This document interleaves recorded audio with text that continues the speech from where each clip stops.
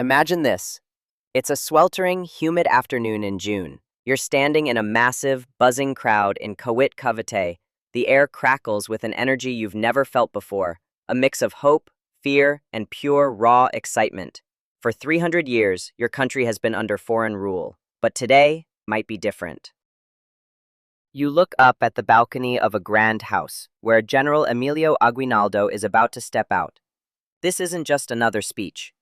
This is the moment a nation holds its breath, ready to be born. So how did we get to this single pivotal day? What really happened on June 12, 1898? Let's tell the story. To understand that day, you need to know that a perfect storm was brewing. The Philippine Revolution against Spain was already in full swing. General Aguinaldo had just made a daring comeback from exile, ready to lead the charge. But then came the game changer. A new superpower entered the scene, America. In the Spanish-American War, the Spanish fleet was completely crushed, right here in Manila Bay.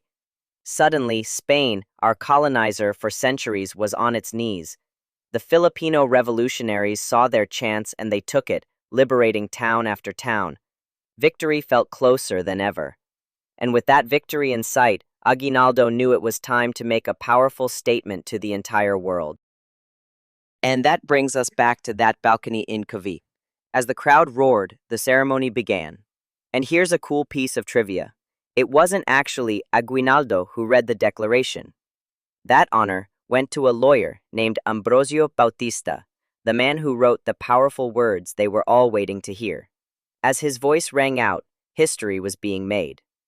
But this wasn't just about a speech. It was about creating the identity of a new country. And that started with the symbols. First, the flag. For the very first time, our sun and stars were revealed to the world. And every part of it tells a story. The white triangle. A nod to the secret society that started it all, the Katipunan. The 3 stars? They stood for the 3 main islands that were the heart of the revolution at the time. Luzon, Mindanao, and Panay. And the 8 rays of the sun? Those represent the first 8 provinces that bravely rose up against Spain.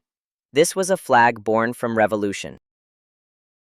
Next is the anthem. As the flag rose, a new piece of music filled the air.